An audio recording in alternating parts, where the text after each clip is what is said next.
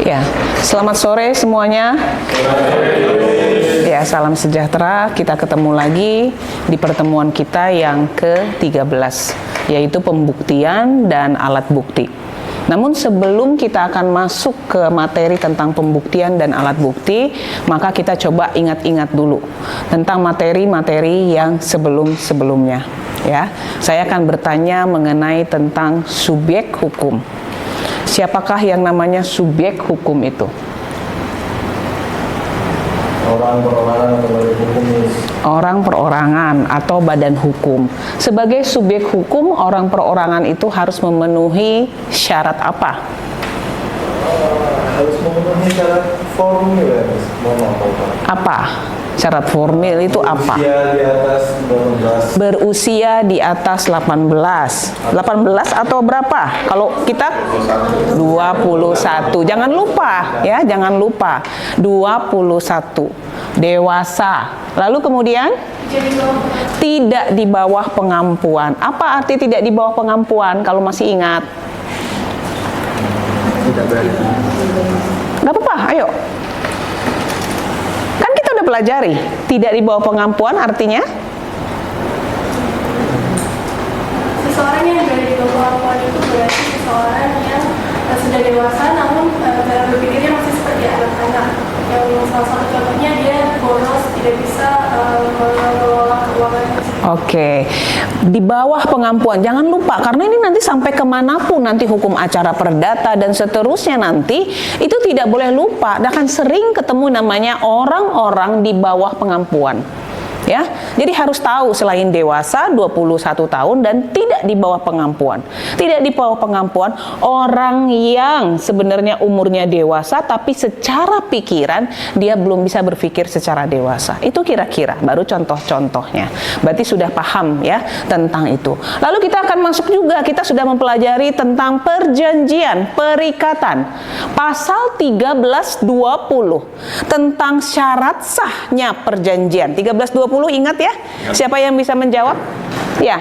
Pasal 1320 KUH Perdata itu syarat subjektif yang pertama adalah sepakat dan cakap, terus ada syarat objektif itu suatu sebab tertentu, suatu hal tertentu dan sebab yang halal. Sebab yang halal. Kalau tidak terpenuhi, kalau untuk syarat subjektif, kalau tidak terpenuhi perjanjian dapat dibatalkan, tapi bukan otomatis batal. dapat dibatalkan. Tapi kalau objektif itu tidak memenuhi, berarti batal demi hukum. Batal atau demi hukum. Dianggap tidak ada. Dianggap tidak ada. Bagus. Jadi untuk syarat sah perjanjian juga nggak boleh lupa, kita sudah pelajari ya, bahwa ketika tidak sepakat, ketika tidak cakap, maka segala sesuatu perikatan atau perjanjian dapat dibatalkan. Tapi harus dimintai. Arti dapat dibatalkan itu harus dimintai.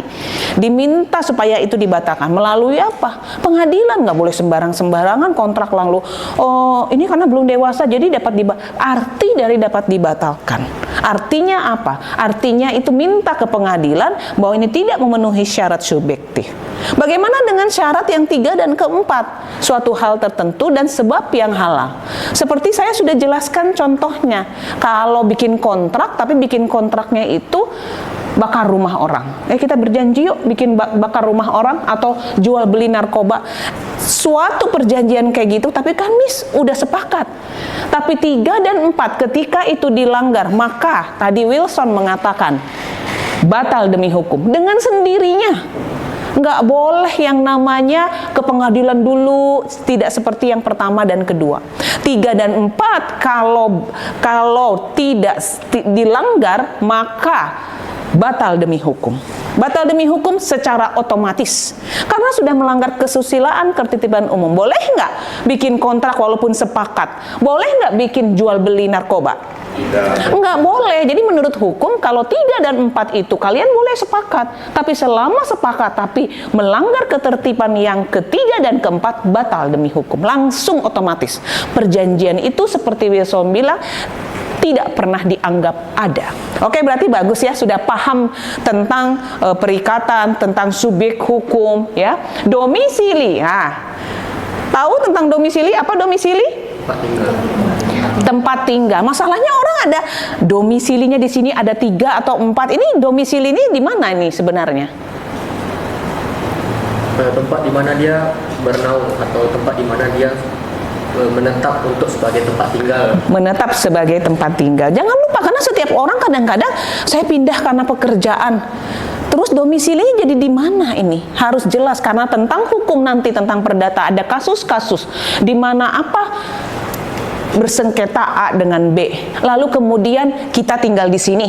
Lalu kemudian lawan tinggal di Jakarta. Lalu yang dimasalahkan tentang rumah. Rumahnya di Bandung. Di pengadilan negeri mana nanti diajukan? Ini mengenai tentang domisili, ya, tempat kediaman. Jangan lupa, ya, tempat kediaman. Apa beda tempat kediaman dengan tempat tinggal? Kediaman itu biasa berupa sebagai tempat untuk sementara tinggal. Kalau tempat kediaman itu tempat tinggalnya itu tempat di mana dia lahir. Dia di mana dia lahir? Iya. Masa? Alamat KTP. Alamat KTP. Jangan lupa, ya. Jadi kita sudah paham. Maka sekarang kita akan masuk ke materi yang ke-13. Dari semua 15 materi pertemuan, maka kita sudah masuk ke pertemuan ke-13 tentang pembuktian dan alat bukti. Siapa bisa? Sebelum kita mulai pembuktian itu apa? Ya. Pembuktian itu upaya untuk meyakinkan hakim melalui argumentasi dan bukti-bukti lainnya. Kalau alat bukti itu sebuah alat yang digunakan untuk membantu dalam pembuktian. Dalam pembuktian. Berarti berupa saksi, surat tertulis dan pengakuan. Oke. Ada lagi? Nggak apa-apa, karena menurut ahli juga, ahli hukum itu banyak dan macam-macam juga tentang mendefinisikan tentang pembuktian. Ada lagi yang lain? Teja? Pembuktian. Nggak apa-apa, karena kita belum masuk belajar. Ya, pembuktian adalah suatu daya atau upaya seseorang untuk membuktikan baik dari perkataan maupun argumentasi yang dia berikan, apakah orang tersebut salah ataupun benar. Oke. Ada lagi yang lain? Pembuktian? Ayo dong, berargumentasi dong. Apakah tadi yang dikatakan teman-temannya salah? Tidak salah. Ya, tidak salah. Itu sudah benar. Karena kita kadang-kadang tahu pembuktian. Buktikan dong. Kalau kalian bicara gini, buktikan dong, kan sering gitu. Kita lihat pembuktian dan alat bukti hari ini pertemuannya. Arti membuktikan mengandung beberapa pengertian. Proses menetapkan kebenaran peristiwa secara pasti dalam persidangan dengan sarana yang disediakan oleh hukum, disediakan oleh hakim. Jadi membuktikan dalam hukum perdata, ya, maka menetapkan kebenaran peristiwa secara pasti dalam persidangan. Di persidangan nanti gimana? Membuktikan itu harus ada hakimnya. Kalau membuktikan nggak ada hakimnya, lalu berdebat terus, kira-kira nanti gimana ujungnya? Debat kusir. Debat kusir. Jadi di persidangan. Kita kalau bicara untuk tentang perdata, cara perdata, maka kita akan bicara tentang persidangan. Nah, arti yuridisnya yaitu memberi dasar yang cukup kepada hakim yang memeriksa perkara guna memberi kepastian tentang kebenaran peristiwa yang diajukan. Dasar-dasar yang cukup meyakinkan hakim gunanya. Kalau kita mengatakan Wilson hutang kepada Miss Senti sebesar 700 juta, maka statement saya ini harus saya dengan bukti sebagai dasarnya. Nggak boleh cuma ngomong-ngomong aja. Orang hukum nggak gitu. Siapa mendalilkan, dia harus membuktikan. Ingat, jadi sebagai dasar yang cukup kepada hakim yang memeriksa perkara, supaya apa? Memberi kepastian tentang kebenaran peristiwa. Karena hakim itu juga nggak tahu masalah awalnya. Ada penggugat, ada tergugat, ada masalah ini. Apa ya masalahnya? Penggugat mengatakan si tergugat bayar utang. Si tergugat mengatakan saya udah bayar. Di mana ini masalahnya? Maka harus ada bukti masing-masing yang mendalilkan. Penggugat mendalilkan, maka dia harus membuktikan. Bagaimana tergugat? Apakah dia juga harus membuktikan? Ya, ketika dia membantah dalil dari penggugat.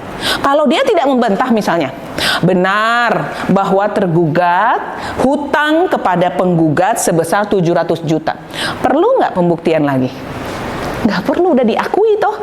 Maka dalam pembuktian nanti ada pengakuan juga. Tapi zaman sekarang kira-kira ada nggak yang kayak gitu ditemukan? Ya. Benar katanya, kayaknya nggak ada. Jarang, sudah jarang. Ternyata mereka Setelah diketahui, oh hakim harus ada bukti. Apa sih yang menyebabkan ini bilang ini bilang. Ternyata apa? Penggugat mengatakan, ini saya belum dibayar. Memang sudah ada dibayar, tapi hanya 250 juta. Tergugat mengatakan, saya waktu itu mau bayar sisanya, tapi kalian tidak memberikan nomor rekening dan seterusnya. Banyak alasan. Maka ketika si tergugat itu menyatakan itu, dia membantah itu, dia juga harus membuktikan. Membuktikan apa? Benar nggak rekeningnya itu memang ditutup atau dan seterusnya? Karena dia membantah itu. Ingat, penggugat tidak perlu harus membuktikan dalil tergugat. Dia hanya boleh membuktikan dalil dia sendiri. Sama, tergugat pun tidak perlu membuktikan dalil penggugat. Dia harus membuktikan bantahan dia. Kalau dia membantah, udah saya bayar, buktikan. Kira-kira gitu. Itulah yang kita pelajari dalam pertemuan hari ini tentang pembuktian. Memberi dasar yang cukup kepada hakim yang memeriksa perkara guna memberi kepastian tentang kebenaran peristiwa. Siapa sih yang benar? Lihat dari buktinya. Lalu kemudian arti yang yuridis hanya berlaku bagi pihak yang berperkara atau yang memperoleh hak dari mereka. Artinya berlaku bagi pihak yang berperkara. Kalau yang berperkara itu cuman Wilson sama Miss Santi, maka kami berdua yang akan pembuktian. Nggak perlu Rizka repot-repot membuktikan, nggak perlu. Tapi kalau ngebantu di belakang layar, ya silakan. Tapi di pengadilan, maka hanya berlaku bagi pihak yang berperkara. Berarti siapa yang berperkara? Penggugat dan tergugat.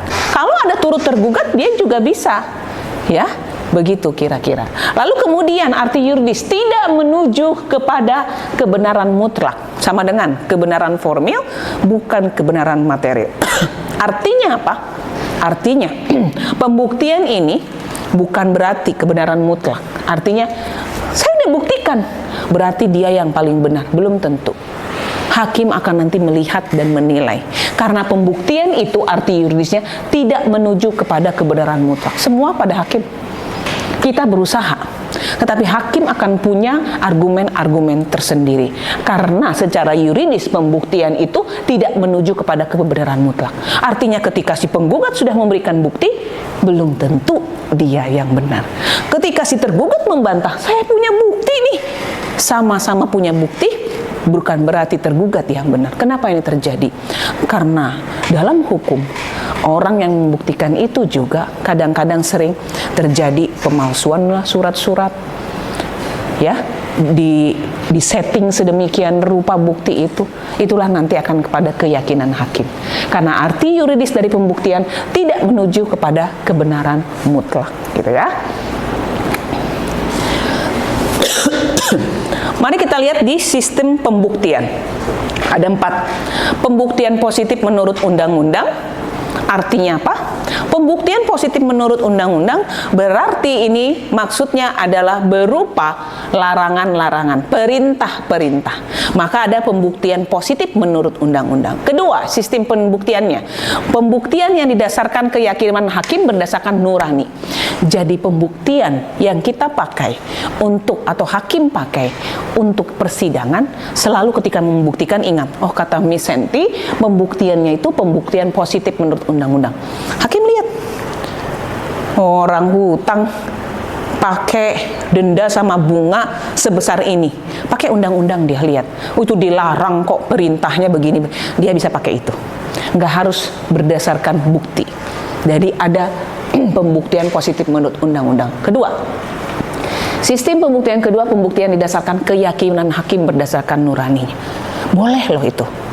Makanya dalam hukum hakim itu tidak boleh diintervensi. Oleh presiden sekalipun itu nggak boleh intervensi. Nggak boleh, sebenarnya nggak boleh. Ya, jadi saya yakin kalau yang mengerti hukum itu tidak akan sampai ke sana.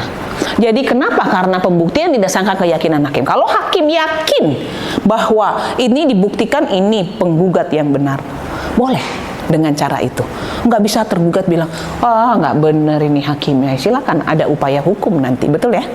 Nah, karena sistem pembuktian kedua, pembuktian didasarkan keyakinan hakim. Ketiga, pembuktian berdasarkan keyakinan hakim dengan alasan yang logis. Tadi dengan nuraninya. Oh, ini kayaknya memang kayaknya terlalu berat, bunga sama dendanya tinggi banget, boleh dia. Yang ketiga, pakai logika dia, boleh. Lalu yang keempat, pembuktian undang-undang secara negatif. Jadi ada yang berupa positif, ada yang negatif. Bedanya di mana? Yang positif itu berisi tentang undang-undang yang isinya perintah. Sementara yang negatif, undang-undang secara negatif, bukan berarti negatif ya, dalam arti ya. Pembuktian undang-undang secara negatif berarti artinya larangan-larangan. Karena undang-undang itu ada perintah, ada larangan, gitu ya. Jadi sistem pembuktiannya itu. Nah, tujuan pembuktian jelas, putusan hakim harus didasarkan atas pembuktian. Kalau tidak atas nama pembuktian, itu bisa dilaporkan. Tujuan pembuktian itu menemukan kebenaran peristiwa yang disengketakan oleh para pihak yang berperkara. Ini tadi sudah. Mari kita lihat beban pembuktian. Sebelum kita masuk kepada apa aja alat bukti, bebannya. Setelah tahu sistem pembuktian apa, arti pembuktian yuridis apa, maka kita akan masuk bebannya. Bebannya itu kira-kira di mana? Beban pembuktian adalah di para pihak. Seperti tadi contohnya, Wilson sama Misenti, ya kami berdua yang akan membuktikan, bukan Rizka. Ya, bukan Rizka. Karena beban pembuktian itu para pihak ada di para pihak menggunakan alat-alat bukti. Nah, asas pembagian beban pembuktian, perhatikan. Pasal 163 HIR, pasal 283 RBG, atau pasal 1865 BW.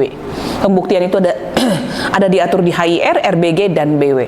Bahwa asas pembagian pembuktian, barang siapa yang mengaku mempunyai hak atau yang mendasarkan pada suatu peristiwa untuk menguatkan haknya itu, atau mau menyangkal hak orang lain, harus membuktikan. Ini sama dengan istilah yang tadi. Siapa mendalilkan, dia harus membuktikan.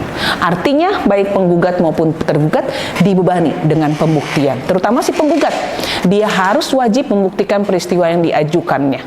Begitu juga tergugat. Ya, yang pertama tentu penggugat dulu yang akan membuktikan. Nanti baru tergugat membuktikan. Membuktikan apa? Tadi, kalau tergugat bantahannya. Kalau penggugat dalil di dalam gugatan. Gitu ya. Nah, ada hal-hal dalam pembuktian yang tidak perlu. BW mengatur tidak perlu pembuktian. Loh, kata Misenti harus ada pembuktian. Pengecualian. Minimal ini kalian harus tahu, pengecualian. Pasal 533 BW yang mengatakan, bukan Misenti. Orang yang menguasai barang tidak perlu membuktikan itikat baiknya. Nggak perlu. Kalau saya menguasai ini milik saya saat ini. Kalau Rizka bisa membuktikan ini ternyata punya Rizka, jadi beda cerita. Paham ya? Jadi saya tidak perlu membuktikan ini punya saya. Selama barang itu di saya, ini adalah milik saya. Sampai ada yang membuktikan lain. Begitu kata pasal 533. Jadi yang merasa punya barang ada di tangannya, itu adalah milik kalian. Dan tidak perlu dibuktikan. Sampai ada pembuktian terbalik. Oh, Misenti, kata Rizka, ini saya ada pembelian HP tahun segini ya. Itulah beda cerita. Lalu kemudian pasal 535 BW. Orang yang telah menguasai sesuatu untuk orang lain selalu dianggap meneruskan penguasaannya kecuali terbukti sebaliknya. Ya. Ini artinya apa? Ini untuk bentuk warisan. Jadi kalau udah menguasai bahwa ini dulu punya bapak saya. Nah, ini tidak perlu kecuali ada yang saya punya sertifikatnya misalnya, itu. Ya. Pasal 1244 BW, kreditur dibebaskan dari pembuktian kesalahan debitur dalam hal debitur yang wan prestasi. Ini artinya bank. Kalau ada bank, berarti siapa? Banknya itu kreditur atau debitur? Kreditur. Jadi nasabahnya debitur. Kalau debitur yang wan prestasi, kreditur nggak perlu buktikan. Ya, nggak perlu. Bagaimana dengan force major? Siapa yang membuktikan? Wah, saya nggak bayar, katanya si debitur. Kenapa? Karena saya sedang mengalami COVID kayak kemarin. Siapa yang harus membuktikan? Debitur, bukan kreditur, ya. Pasal 1365, dalam hal adanya perbuatan melawan hukum, maka pihak yang minta ganti rugi yang membuktikan adanya kesalahan. Jangan kita udah gugat, Ya, lalu kemudian nyuruh tergugat, buktikan. Buktikan, jangan, harus kita yang buktikan. Lalu pasal 1394, pemegang kwitansi terakhir berturut-turut dibebaskan dari pembuktian lebih lanjut dari pembayaran. Artinya apa? Kadang-kadang kwitansi itu pembayaran banyak. Kalau kita beli apartemen misalnya, cicilnya cicil cash keras gitu ya namanya, 30 kali. Ya ada yang hilang, gimana? Maka sesuai dengan BW, 3 kali yang terakhir sudah bisa dianggap yang sebelum-sebelumnya udah bayar. Kenapa? Karena belum, kalau yang sebelumnya enggak, misalnya yang kedua atau ketiga dia nggak bayar, maka itu yang sekarang pembayaran akan dihitung ke yang kedua dan ketiga kan? Nggak mungkin dia loncat-loncat. Jadi kalau yang ketiga kali bulan ketiga, ini bulan Juli, Mei, Juni, Juli, yang sebelumnya nggak perlu dibuktikan lagi. Ini BW yang mengatakan. Tapi ya lebih bagus lagi kalau ternyata kita semua punya buktinya dengan lengkap. Pasal 1977 BW, pemegang benda bergerak dianggap sebagai pemiliknya. Ya, jadi kalau mobil, kalau lihat mobil, kalau sekarang Teja ada mobil, lalu mobilnya padahal belum tentu punya Teja, misalnya punya saya. Maka saya bilang, ini mobil punya Teja, ini yang dipakai ini punya saya. Teja tidak perlu membuktikan. Atau saya bilang, Teja coba buktikan, itu bukan mobilnya kamu. Tidak perlu. Saya yang buktikan. Karena benda bergerak ya dianggap sebagai pemiliknya. Maka mobil-mobil berseliweran itu di jalanan belum tentu punya mereka. Tetapi karena KUH Perdata mengatur bahwa selama dia yang menguasai, dia dianggap sebagai pemiliknya. Betul? Kecuali sudah ada yang bisa membuktikannya. Inilah pengecualian dalam pembuktian. Mari kita melihat berikutnya. Itu pengecualian. Jadi tidak perlu dibuktikan. Satu, segala sesuatu yang diakui para pihak. Kalau Wilson tadi saya udah jelaskan, bilang Miss Senti hutang 700 juta. Saya bilang iya, saya hutang 700 juta. Benar. Nggak perlu dibuktikan lagi dengan ini ada kontraknya nih 700 juta. Ngapain? Kadang-kadang di pengadilan gitu. Ngapain dibuktikan? Kan nggak ada yang menyangkal. Kok ngapain? Kecuali ada yang menyangkal. Nah, kamu menyangkal ya? Miss menyangkal nih. Nah, baru dia diam kan? Tapi kalau saya bilang benar Wilson, saya hutang. Tapi skemanya misalnya. Ya, jadi segala sesuatu yang diakui para pihak tidak perlu dibuktikan lagi. Yang dilihat sendiri oleh hakim di depan persidangan itu juga tidak perlu dibuktikan lagi. Ya, kalau dibilang misalnya suami istri ada penganiayaan, ternyata suami saya ini orangnya nggak sabaran dan seterusnya. Lalu kemudian dilihat sendiri oleh hakim pada saat persidangan, istrinya di depan pengadilan dimarah-marah, itu kan bisa dilihat juga secara otomatis. Terus yang diketahui umum tidak perlu dibuktikan. Ini seperti contohnya matahari terbit dari timur, lalu tenggelam dari barat. Ini nggak perlu dibuktikan, nggak usah repot-repot. Kadang ada lawan bilang seperti matahari. Nah, ngapain? Mau bagaimanapun matahari memang terbit dari timur. Ini sesuatu yang contoh tidak perlu dibuktikan. Lalu keempat, yang diketahui hakim karena pengetahuannya. Hakim itu punya pengetahuan, dia boleh. Jadi menurut dia itu jadi tidak perlu dibuktikan lagi, ya. Mari sekarang kita masuk ke alat-alat bukti. Alat-alat bukti ini dasar hukumnya ada pasal 164 HIR, 284 RBG dan 1866 BW. Alat-alat bukti ada 5. Yang dikenal 5. Di prakteknya nanti ada tambahan 2. Apa itu? Kita lihat dulu. Alat-alat bukti itu ada tertulis, ada saksi, ada persangkaan, ada pengakuan, ada sumpah. Ada yang tahu tertulis itu apa? Alat bukti yang tertulis itu kayak mana? Ayo, nggak apa-apa, kita lagi belajar. Semacam surat tertulis, kontrak atau akta. Kontrak atau akta atau surat tertulis. Surat tertulis itu kayak gimana? Surat tertulis ya semacam kesepakatan mereka gimana pada saat itu, kesepakatan gitu. Kesepakatan, ya. Lalu kemudian kalau saksi gimana? Ada yang bisa? Saksi itu kayak mana? Pihak ketiga yang mengetahui. Pihak ketiga yang mengetahui apa? Pihak lain yang mengetahui suatu perjanjian itu. Suatu perjanjian itu ada di dalam situ. Nah, pertanyaan saya, saksi ini kalau dia tidak ada pada saat pada peristiwa itu tidak ada di situ, dia hanya tahu karena diceritakan. Bukan saksi. Begitu. Ini, mari kita lihat. Jadi alat-alat bukti itu ada 5. Alat bukti ada 5, tambah ada 2. Alat bukti tertulis, dasar hukumnya ini, ya bisa dibaca. RBG, HIR, KUH Perdata. Alat bukti tertulis itu surat. Lihat ya surat itu. Surat itu ada 2. Akta dan bukan akta. Bukan akta itu sama dengan surat biasa. Sementara akta itu ada terbagi lagi 2. Akte otentik dan akta di bawah tangan. Ada yang tahu akta otentik apa? Notaris. Notaris. Akta otentik. Hah?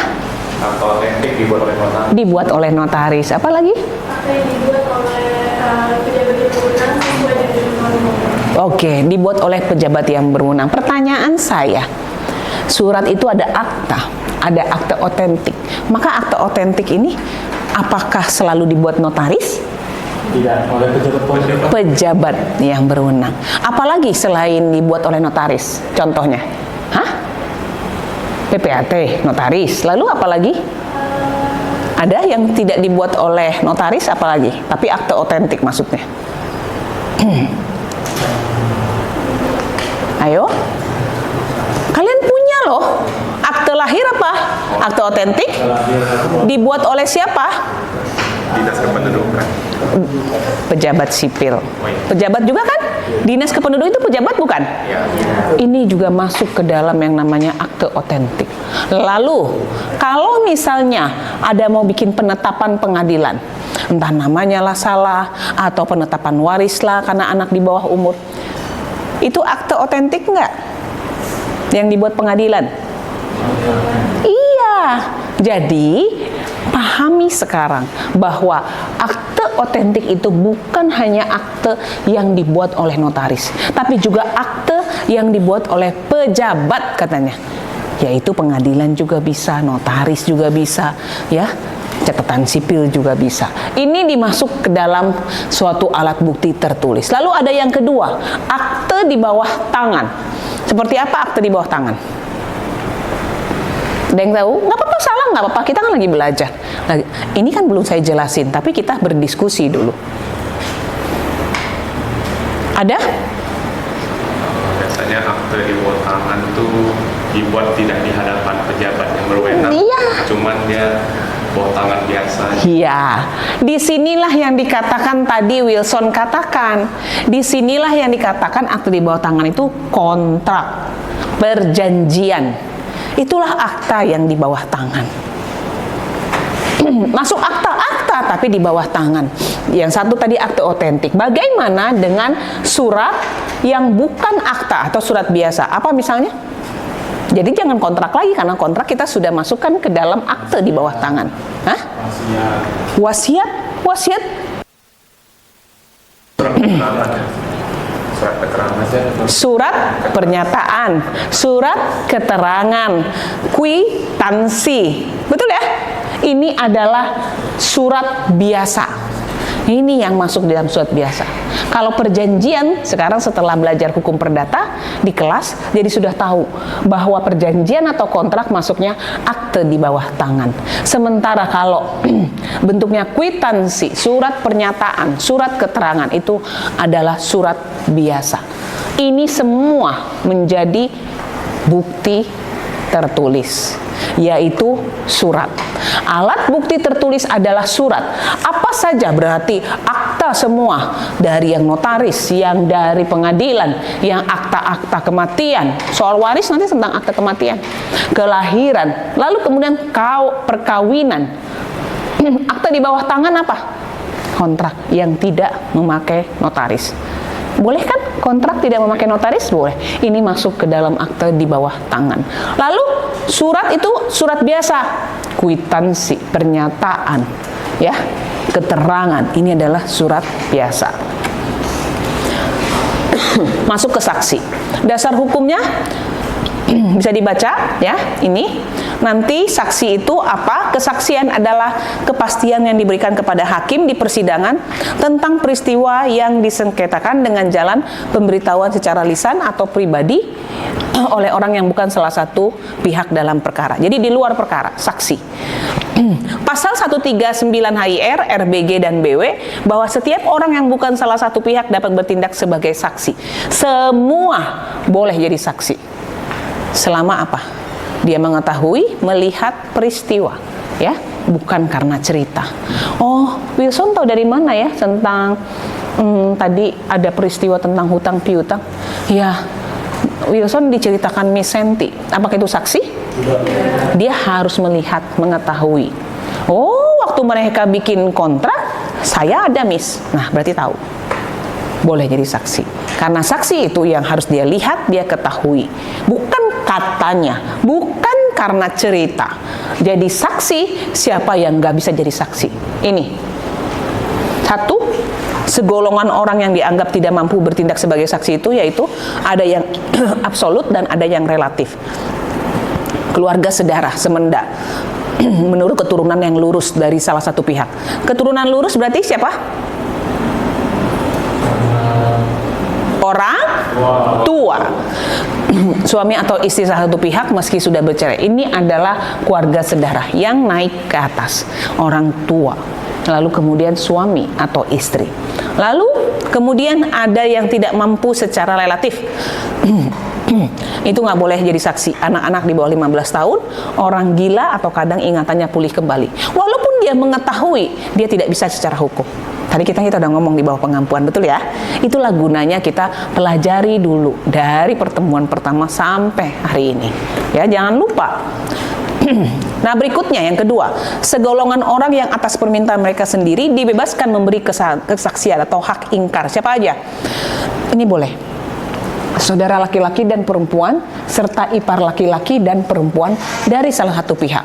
Dia boleh dibebaskan memberi kesaksian. Keluarga sedarah menurut keturunan lurus dari saudara laki-laki dan perempuan dari suami atau istri.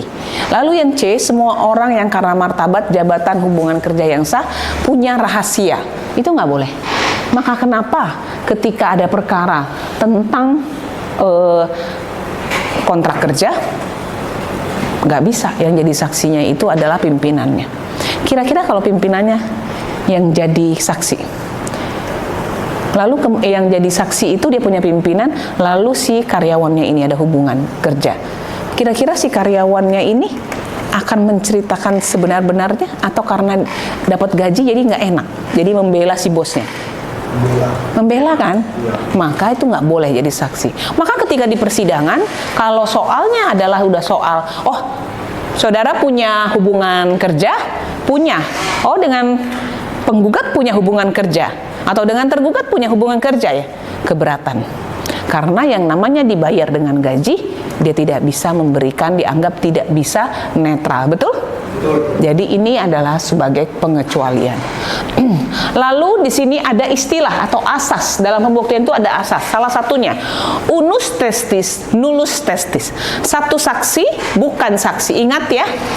Jadi kalau cuma punya satu, nggak perlu sih kasih saksi. Karena saksi itu satu bukan saksi. Minimal 2, lebih boleh, kurang jangan. Ingat ya.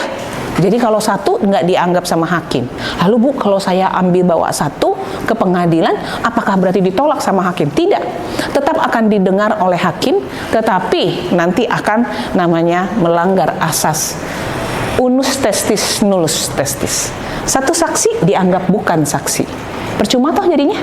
Karena asasnya seperti itu, ya. Baru masuk lagi. Keterangan yang diberikan oleh saksi harus tentang peristiwa atau kejadian yang diketahuinya. Lalu kemudian kewajiban seorang saksi itu apa? Menghadap, bersumpah, memberi keterangan. Ya, sifat kesaksian sebagai alat bukti tidak memaksa. Kalau surat itu cukup memaksa. Kenapa? Begitu ada surat, hakim nggak boleh mengenyampingkan. Tapi kalau saksi, apakah hakim nggak percaya dengan kesaksian yang penggugat? Boleh, boleh, boleh. Karena itu tadi, kewajiban seorang saksi itu menghadap, bersumpah, memberi keterangan. Tapi sifat dari kesaksian tidak memaksa. Kalau surat itu memaksa. Harus. Kalau sudah ada jelas ini 700 juta, dibuat ini bunga dan dendanya harus ikut. Karena ini menjadi kesepakatan 13-20. Tetapi itu saksi, hanya mengatakan saksi, memberi keterangan. Hakim punya kebebasan untuk tidak mendengar atau menyampingkan karena dianggap punya alasan berbohongkah atau sudah di briefingkah dan seterusnya, ya. Itu kira-kira untuk kesaksian. Yang ketiga, persangkaan. Ini dasar hukumnya, ya.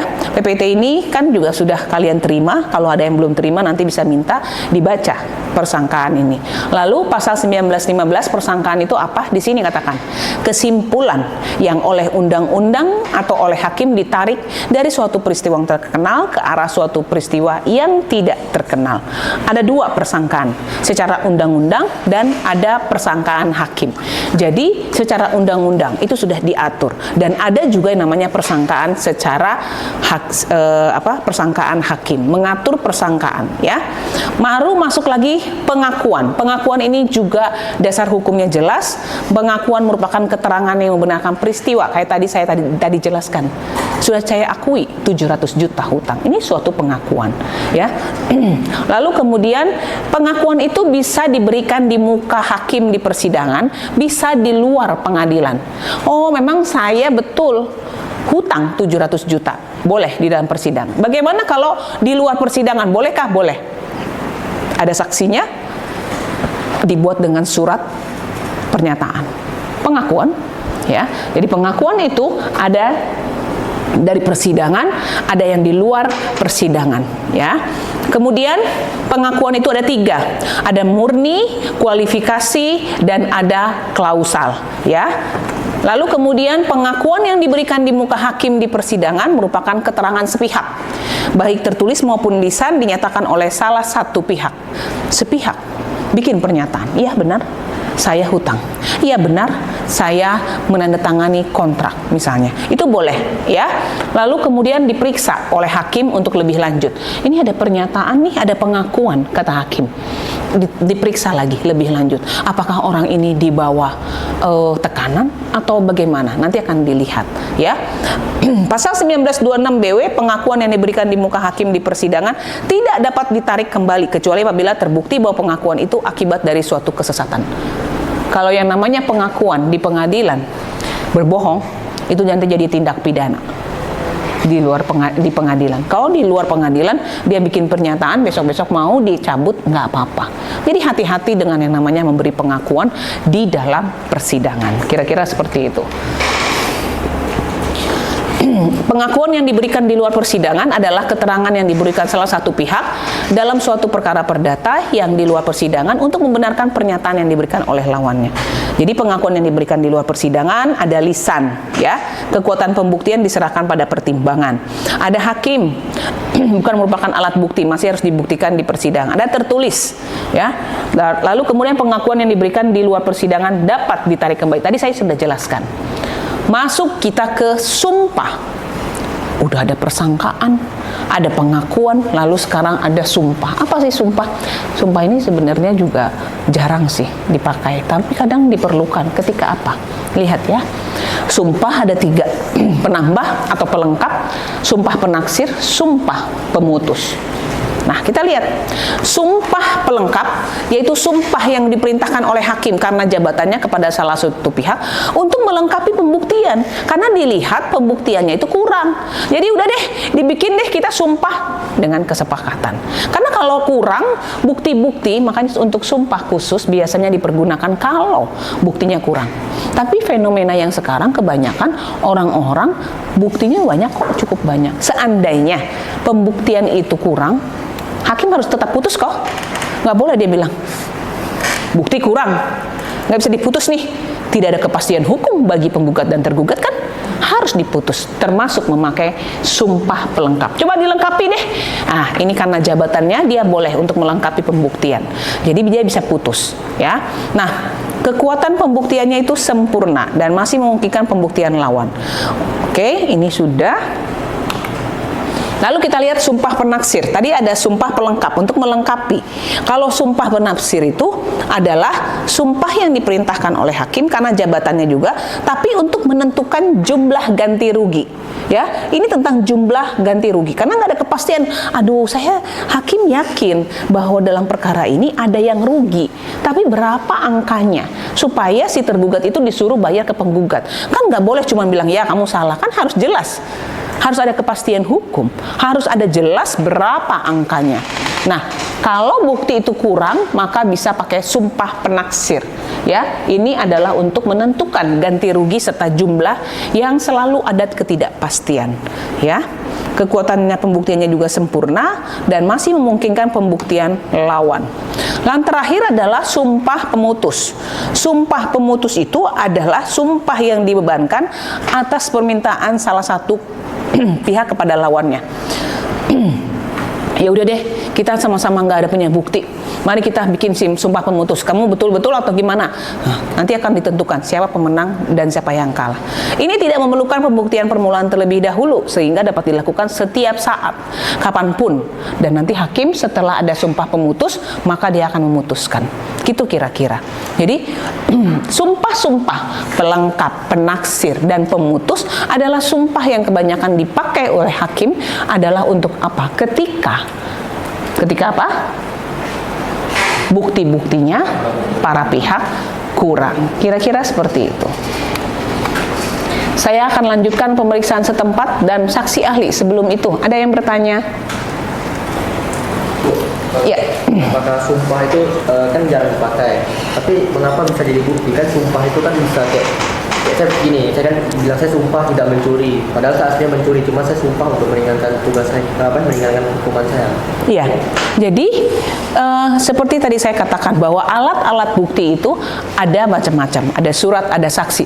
Apakah dalam suatu perkara semua harus ada kasih surat? Tidak, tidak. Kalau dia nggak punya surat-surat, maka ya saya nggak punya surat-surat. Masuk ke saksi, karena saksi itu adalah alat bukti. Saksi saya juga nggak punya. Masuk ke pengakuan, masuk ke persangkaan, masuk ke sumpah. Maka itu menjadi poin ke belakang. Karena terlalu banyaknya kalau orang perkara, saksi ada, surat ada. Apakah itu 5 alat bukti? Harus semuanya ada? Enggak. Ini hanya macam-macam alat bukti gitu ya. Boleh dipakai yang mana aja. Seandainya surat nggak ada, saksi nggak ada, masa nggak mau buktikan? Ya udah, saya nggak ada, saya siap untuk bersumpah bahwa itu adalah benar. Nanti tergantung kepada hakim. Hakim soalnya bebas, tidak harus ikutin yang sumpah. Tapi yang jelas sama kayak saksi. Ada yang mengatakan, iya, saya melihat gini-gini. Hakim juga nggak harus ikut. Tapi ketika surat, itu betul-betul mutlak, harus diikuti. Kalau emang ada, sudah ditandatangani para pihak, harus ikut. Gitu kira-kira. Ya. Bu, izin bertanya, untuk surat pernyataan sama perjanjian itu kan saya sering bikin ada yang memakai materai dan ada yang tidak memakai materai. Itu apakah sama kuat antara dua itu di mata hukum? Oke. Untuk materai. Materai ini menjadi sering salah kaprah ya. Sebenarnya ingat 1320. Perjanjian itu sah, nggak ada tulisan harus bermaterai. Kita pakai 1320. Jadi selama apa tadi?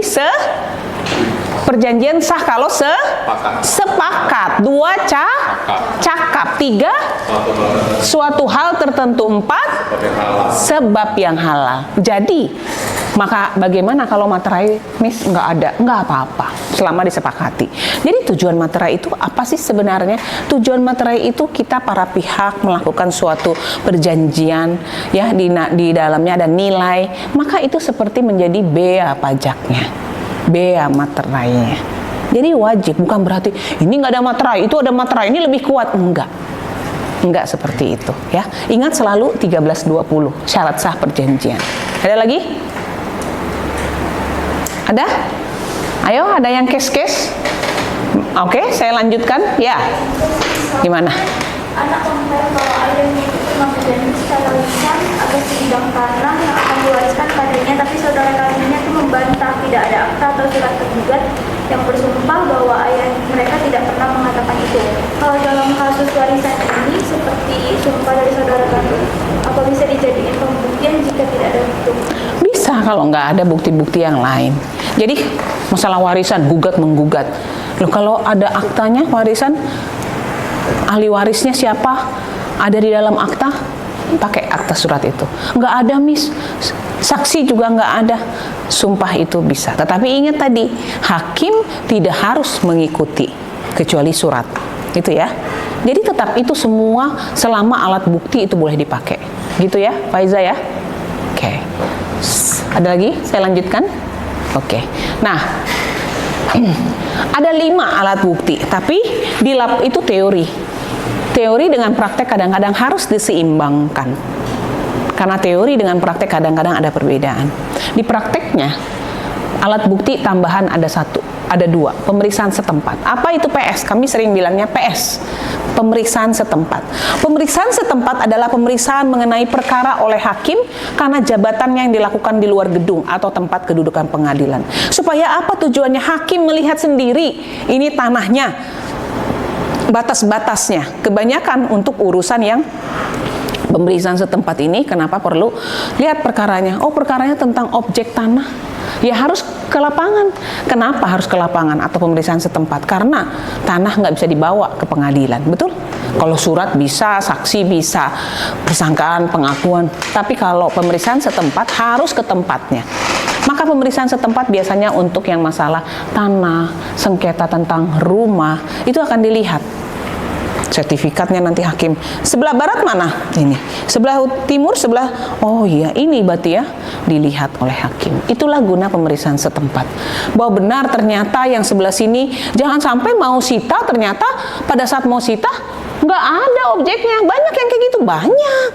Mau main sita-sita tapi nggak ada objeknya, gimana? Mau sita apa pertanyaannya? Jadi hakim sebelum memutuskan, dia akan turun ke lapangan. Yang mana sih objeknya? Oh ini rumahnya. Benar ya, ada banyak loh, terutama di Batam aja ada, karena udah berubahlah nama alamatnya, sehingga apa, waktu ke lapangan nggak ada nomor itu. Lucu, sertifikat ada, nomor di rumah itu nggak ada, hilang. Nah, kayak gitu tujuan ada pemeriksaan setempat, kira-kira seperti itu.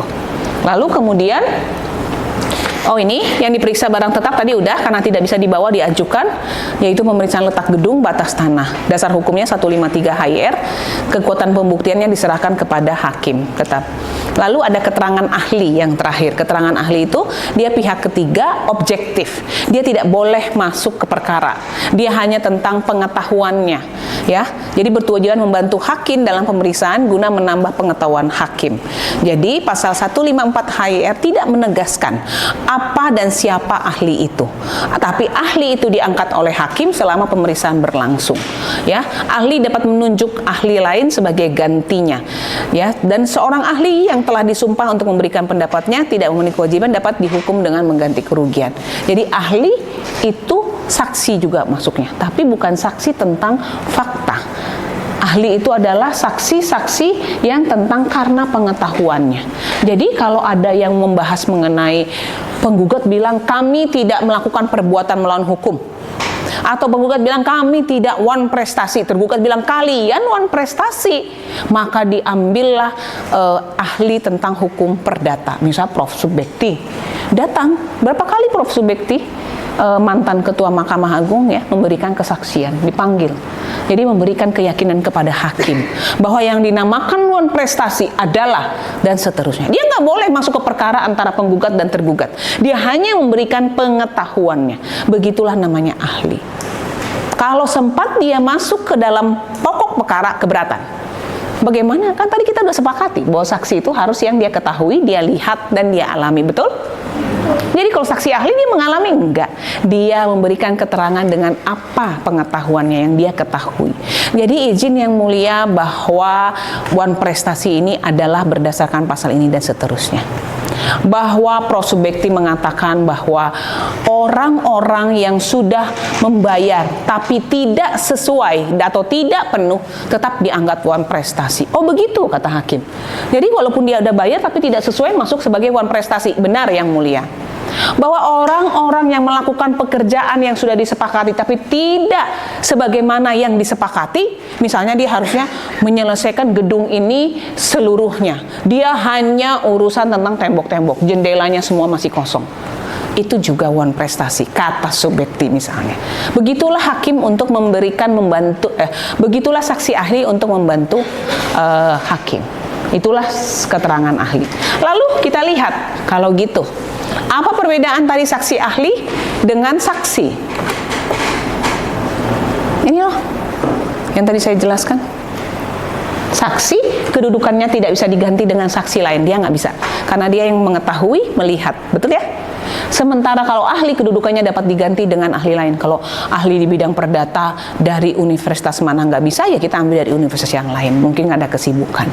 Lalu kemudian satu saksi bukan saksi. Sementara ahli, satu ahli sudah boleh. Mau nambah ahli, silakan. Itu perbedaannya. Berikutnya, tidak diperlukan mempunyai keahlian kalau saksi yang dia lihat aja. Kalau saksi ahli mempunyai keahlian tertentu. Kalau soal PT-UN, PT-UN. Soal tanah, ya tanah. Dan seterusnya. Saksi memberikan keterangan yang dialami sendiri, tadi udah. Ahli memberi pendapat atau kesimpulan tentang peristiwa yang disengketakan. Ya, dia memberi pendapat, tadi juga udah saya contohkan. Lalu saksi harus memberikan keterangan secara lisan. Keterangan saksi yang tertulis itu bukan keterangan. Jadi saksi harus lisan.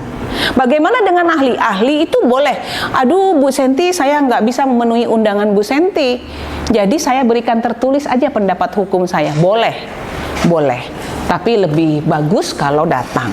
Terakhir, saksi, hakim itu terikat mendengar keterangan saksi. Karena kalau dia mengetahui, dia bilang, saya ada lihat kontrak itu, dia harus ikutin. Sementara kalau ahli, hakim bebas untuk mendengar atau tidak mendengar. Mungkin si ahli mengatakan itu, dia punya pendapat sendiri, si hakimnya boleh. Kira-kira seperti itu. Itulah perbedaan dari saksi dengan ahli.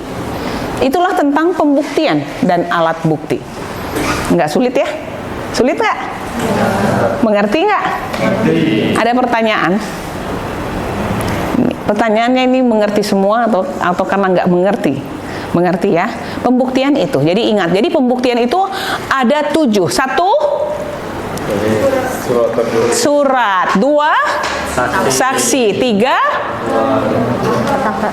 apa?